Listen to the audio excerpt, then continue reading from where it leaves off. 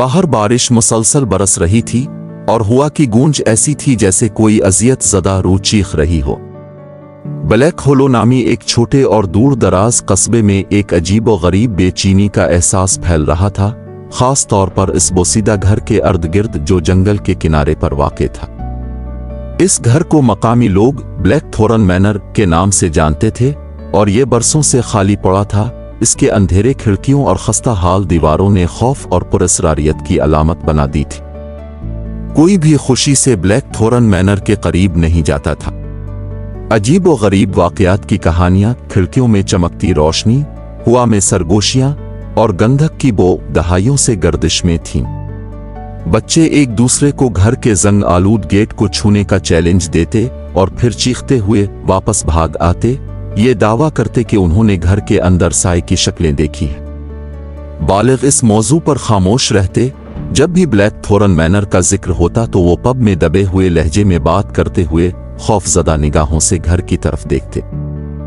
लेकिन आज रात कोई अंदर मौजूद था। जोनाथन कीन, जो तकरीबन 35 साल का था, मैनर के मरकजी हाल के बीच में खड़ा था, बारिश से भीगे हुए कपड़े और घबराहट की हालत में।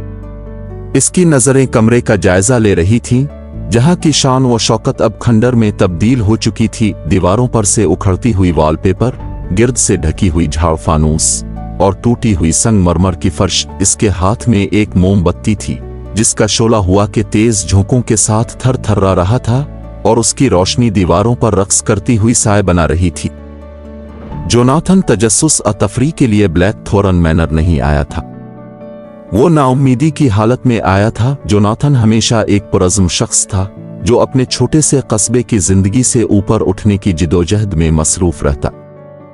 सालों तक वो कामयाबी के पीछे भागता रहा, लेकिन जितना ऊंचा वो चढ़ता, इतनी ही ज्यादा मायूसियां इसका पीछा करती थीं।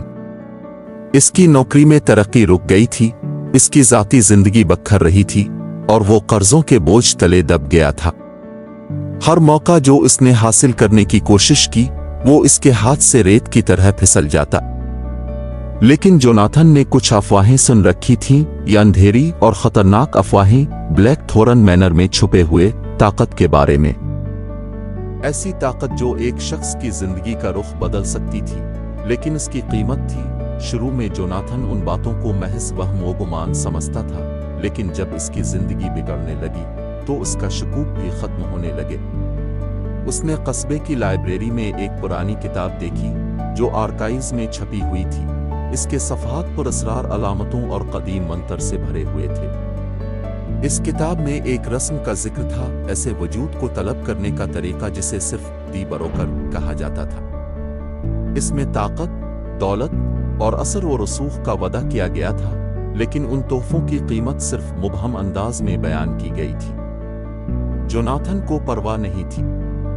इसके पास खोने के लिए कुछ नहीं बचा था। इसने आगे कदम बढ़ाया, मोमबत्ती को जमीन पर रख दिया और किताब का वो सफ़हा खोला जिस पर एक काली निशान लगा हुआ था। सफ़े पर मौजूद अलामतें जिंदा मालूम हो रही थीं और हुआ कमरे में भारी हो गई, जैसे दीवारें इसकी तरफ घोर रही हों। इसकी आवाज़ कांप रही थी। जब इसने मंतर पढ़ना शुरू किया, इसके अल्फाज पथरीली दीवारों से टकरा कर गूंज रहे थे।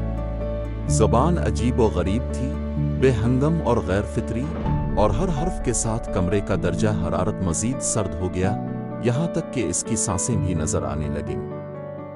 मोमबत्ती का शोला एक आखिरी बार लर्जा और फिर मुकम्मल तौर पर बुझ गया, कमरे को मुकम्मल अंधेरे में डुबो दिया। कुछ लम्हों तक मुकम्मल खामोशी छाई रही, सिर्फ दूर की गरज की आवाज ही सुनाई दे रही थी। फिर एक आवाज ने खामोशी को तोड़ा, क्या तुमने मुझे बुलाया है? जोनाथन कीन। आवाज गहरी, गूंजदार और कमरे के हर कोने से बैक वक्त आ रही थी। जोनाथन जिम गया, इसका दिल जोर जोर से धड़कने लगा। उसका मुंह खुश्क हो गया, लेकिन उसने खुद को बोलने पर मजबूर किया, मैं ताकत चाहता हूं, मुझे मदद की जरूरत है। उसने हिचकिचाते हुए कहा, अपनी आवाज को काबू में रखने की कोशिश करते हुए। मैंने किताब पढ़ी है, मैं जानता हूं तुम मुझे वो सब दे सकते हो जो मैं चाहता हूं। एक सुस्त तंजिया हंसी कमरे में गूंज उठी। जो तुम चाहते हो, आवाज ने दोहराते हुए कहा। क्या तुम्हें यही यकीन है? हवा में कुछ हरकत हुई और अंधेरे से एक लंबा पतला शख्स नमूदार हुआ, एक सियाह नफीस सूट में मलबूस जो साए में घुलता जा रहा था। इसका चेहरा नोकीला था और उसकी आंखें चमक रही थीं जैसे चमकदार पत्थर। इससे एक अजीब सा खौफ और ताकत का एहसास हो रहा था। दी बरोकर मुस्कुराया, लेकिन इस मुस्कुराहट में कोई हमदर्दी या शफकत न थी।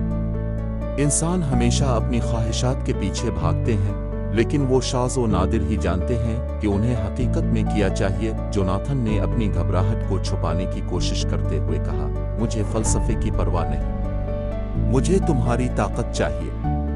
दौलत, असर और रसूख, कामयाबी। दी बरोकर की मुस्कुराहट और भी वसी हो गई। और तुम्हें ये सब मिल जाएगा, लेकिन पहले तुम्हें शराइत समझनी होंगी।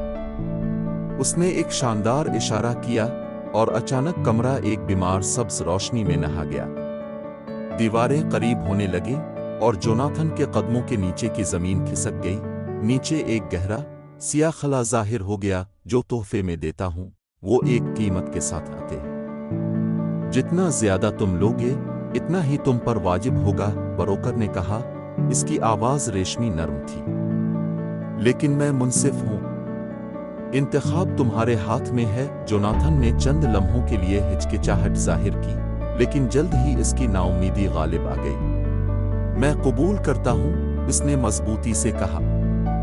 दी बरोकर की मुस्कुराहट एक संगीन गैर इंसानी तासुरात में बदल गई। तो फिर ऐसा ही सही। बरोकर ने जोनाथन के सीने पर हाथ रखा और जोनाथन ने एक जलन का एहसास किया, जैसे कोई आग उसके अंदर भड़क उठी हो। इसकी आंखें धुंधला गईं और वो सोचने लगा कि वो बेहोश हो जाएगा, लेकिन जल्द ही वो दर्द खत्म हो गया। जोनाथन लड़खड़ाते हुए पीछे हट गया, हाँफते हुए, जबकि बरोकर खामोशी से पीछे हट गया। मुआहदा मुकम्मल हो गया है, बरोकर ने सरगोशी की।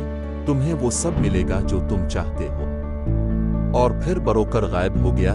वो सब्ज रोशनी भी खत्म हो गई और जोनाथन दोबारा अंधेरे में खड़ा था, लेकिन अब कुछ बदल चुका था। इख्तिताम अगली सुबह ब्लैक थोरन मैनर फिर से खामोश और खाली खड़ा था। लोग अपनी जिंदगी में मशगूल थे, बेखबर के जोनाथन कीन का क्या हुआ। लेकिन बरोकर का किस्सा अभी बाकी था और ब्लैक थोरन मैनर का अंधेरा।